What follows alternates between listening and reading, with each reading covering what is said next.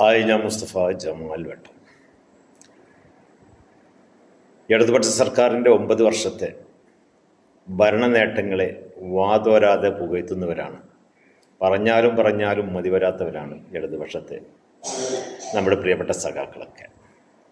ഏതായാലും നമ്മുടെ പ്രിയപ്പെട്ട സംസ്ഥാന മുഖ്യമന്ത്രി ബഹുമാന്യനായ പിണറായി വിജയൻ തന്നെ ഒരു ഹോസ്പിറ്റലിൻ്റെ ഉദ്ഘാടനം നടത്തുന്നതും ആ ഹോസ്പിറ്റലിൻ്റെ അവസ്ഥകളെക്കുറിച്ചൊക്കെ നമുക്ക് വീഡിയോയിലൊന്ന് നേരിട്ട് കാണാം.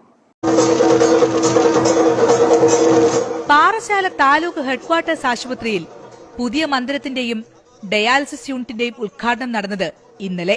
ഉദ്ഘാടകനായത് മുഖ്യമന്ത്രി, ഒപ്പം ആരോഗ്യമന്ത്രിയും.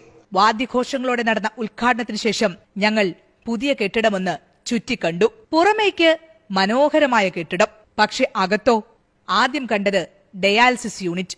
യന്ത്രങ്ങളോ ബെഡുകളോ ഒന്നുമില്ലാത്ത വെറും മുറികൾ. ചിലയിടത്ത് യന്ത്രങ്ങൾ പിടിപ്പിക്കാനുള്ള സംവിധാനങ്ങൾ, നോക്കുകുത്തികൾ. 3 ഓപ്പറേഷൻ തിയേറ്ററുകളിൽ ഒരെണ്ണം മാത്രമാണ് ഭാഗികമായെങ്കിലും പണി തീർന്നത്.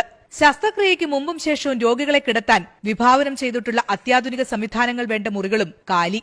OP ബ്ലോക്കിൽ ഒരു കസേര പോലും ഇട്ടിട്ടില്ല. മറ്റ് പരിശോധനാ സംവിധാനങ്ങളുടെ കാര്യം പറയാതിരിക്കുകയാണ് ഭേദം. കെട്ടിടത്തിന്റെ മുകൾ നിലകളിൽ വൈദ്യുതി പോലുമില്ല.